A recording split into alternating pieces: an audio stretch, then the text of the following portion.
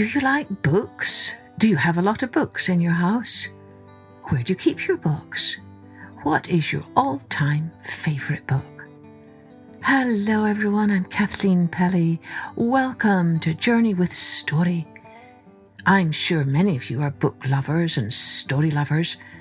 After all, that's why you probably like listening to this podcast.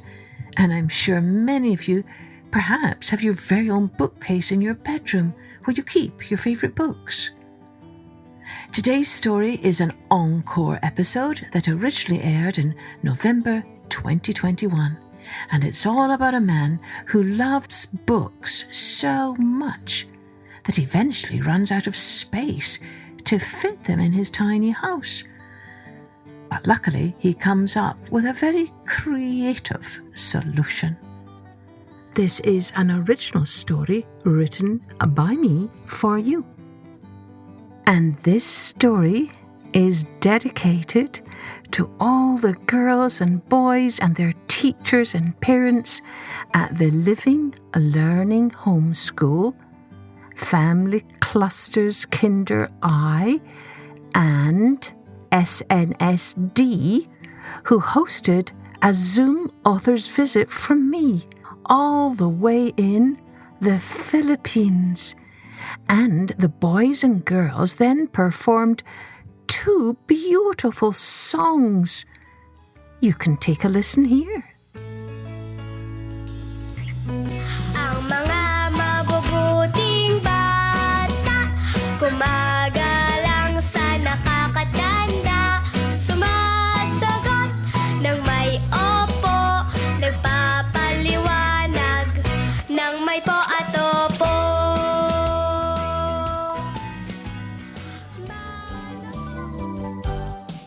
Kundol batona, upo kalabasa, meron pa, sawanos mustasa, sibuyas kamatis.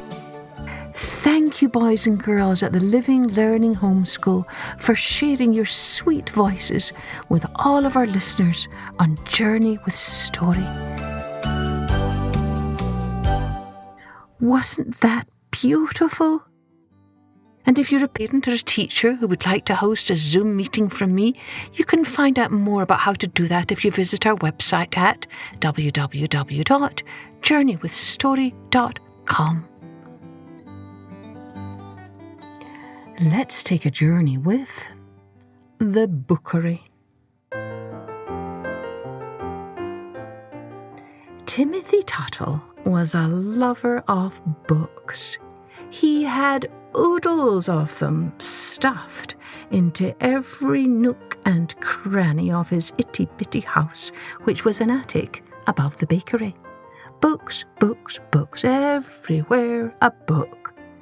Timothy Tuttle had books for sunny days and soggy days, for up days and down days.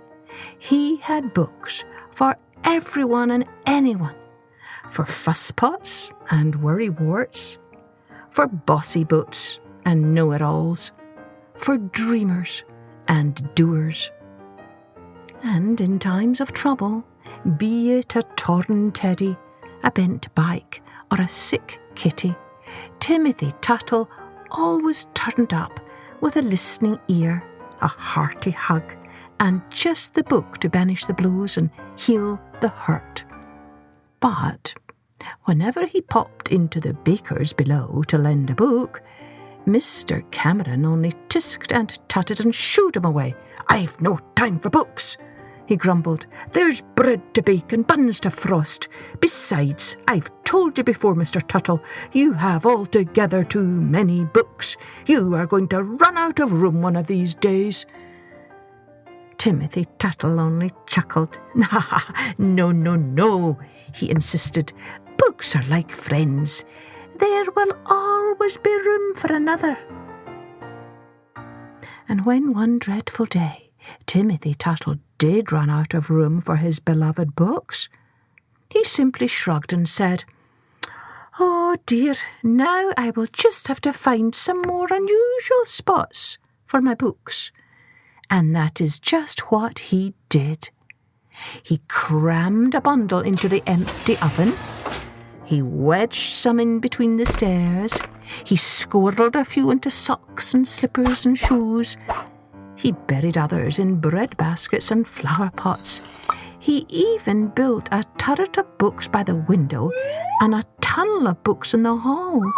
And now the only place left for him to read was perched atop a mound of books in the bathtub.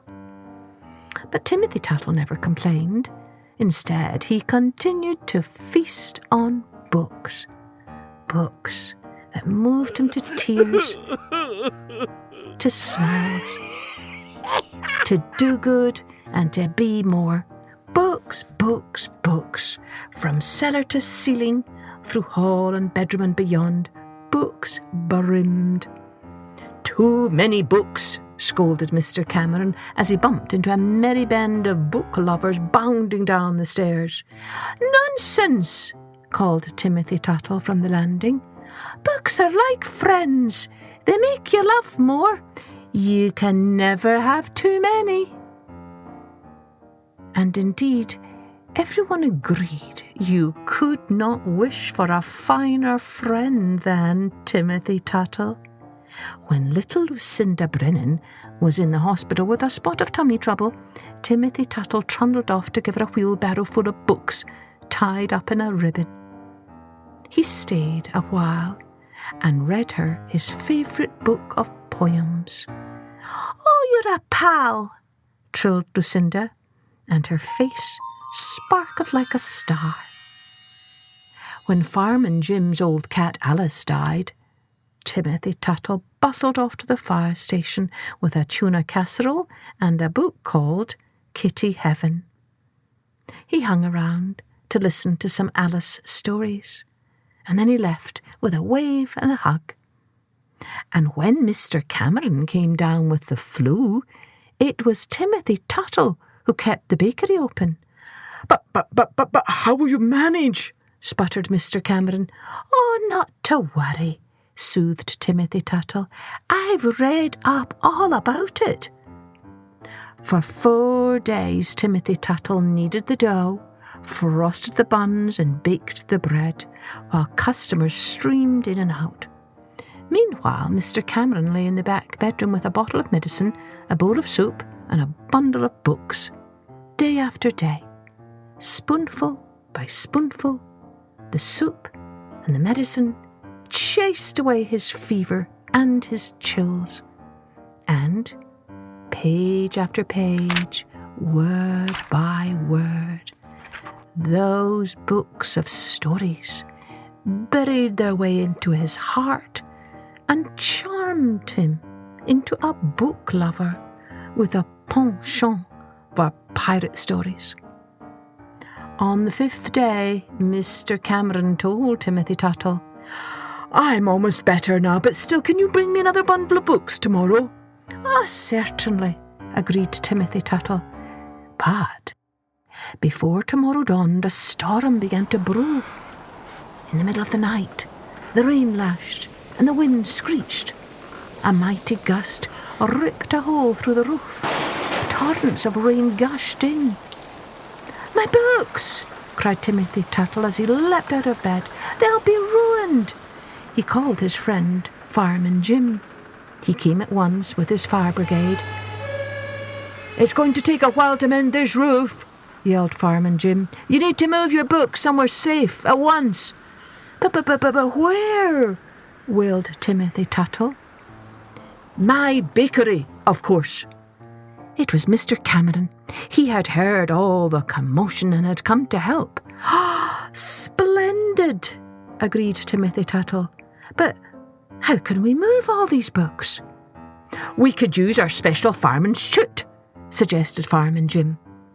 But it turned out the attic staircase was too narrow for the chute and for all those burly firemen.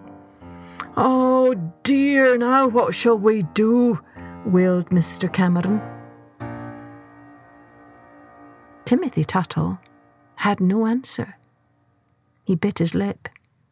His heart flip-flopped as he thought about a bookless life. As he stared outside and pondered his predicament, he noticed a flock of friends. "We've heard about your troubles," they yelled as they hammered on his door. "We're here to help." At once, Timothy Tuttle mustered his wits and his manners. "In you come," he cried.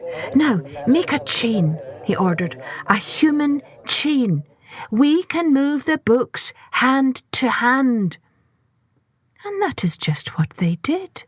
Friend by friend, hand to hand, book by book, in stacks and piles and bundles, they moved that attic full of books until they were all lined up next to the bread and the buns, safe and snug and dry.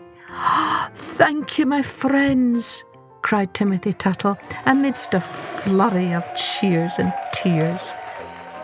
Until his roof was mended, Timothy Tuttle stayed with Mr. Cameron in the bakery. Then he returned to his attic with a pile of his favourite books, but the rest remained at the bakery. As it turned out, Mr. Cameron liked having a bounty of books in his store. "It's good for business," he declared. And Timothy Tuttle liked having such a bounty of nooks and crannies to sit and read again. "It's good for the soul," he declared. Mr. Cameron and Timothy Tuttle hung up a no sign outside. The Bookery.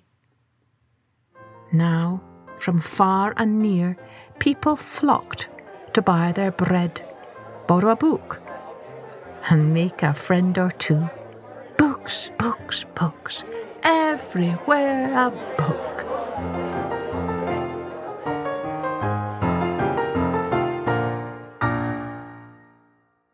So, I wonder, do you think it's true you can never have too many books? Do you think it's true that you can never have too many friends? Do you think it's true that books are a little bit like friends? There was a word there that I used. I wonder if you guessed the meaning of it. When Mr. Cameron fell in love with books, I said he had a penchant for pirate stories. It's a French word, and it just means a fondness. So he grew a fondness for pirate stories. I wonder what your favourite type of stories are. We'd love to hear. You can always send us what your favourite type of stories are by sending us an email at Kathleen@kathleenpelly.com. And remember, if you're enjoying this podcast, we'd love it if you'd rate it, review it, and share it with others so that they too can enjoy these stories and share them with others. Cheerio then. Join me next time for Journey with Story.